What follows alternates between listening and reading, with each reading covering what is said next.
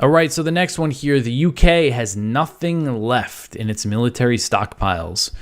So this is based on a report from the Times of London that was published on Sunday. And it said that the UK has nothing left in its military stockpiles after sending weapons to Ukraine. The report said British and other European officials were cranking through the gears to ramp up weapons production to continue fueling the proxy war, even though it's clear Ukraine cannot win on the battlefield.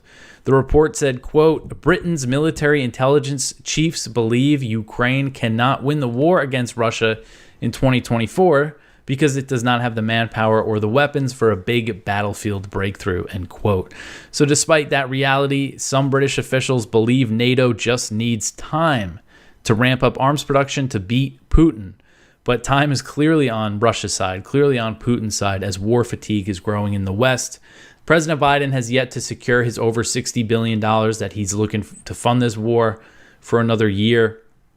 Now you have the Republican leadership saying, once we get this border deal, we will approve it. But it's been a long delay. And I think it goes to show that the next package, if this does get approved, is going to be even harder to get. I think by then they're going to be done with this war, and just throw Zelensky under the bus. If that doesn't happen sooner, that could actually happen very soon.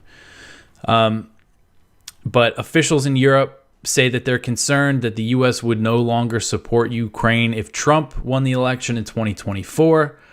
I think they have other things to worry about besides Trump. Just, again, the reality on the battlefield and just, the Zelensky's losing support in Ukraine, it seems like.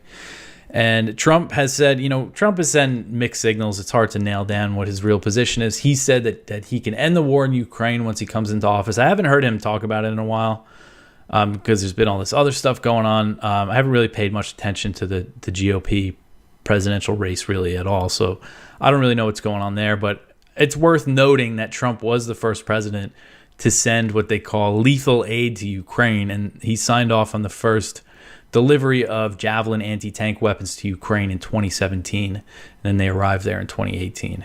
So a British source told the Times that Europe must continue the proxy war even if the U.S. is not involved. This source said, quote, can continental Europe afford to fold just because Trump says no more U.S. dollars? I think most realize that Putin cannot be allowed to win as consequences for European security are grave, end quote. But realistically, the U.S. is the biggest spender on the Ukraine war by far.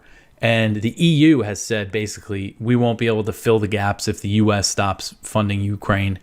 We're not going to be able to come up with the money. They've been struggling to pass this 50 billion euro aid package for Ukraine that's supposed to be dispersed over 4 years. The U.S. is looking to spend 60 billion in 1 year, goes to show, and they can't even get that passed. Hungary has been vetoing it. And they also had a Ukrainian source who said that Zelensky's running out of support because there's no war strategy and they're basically just sending people to die.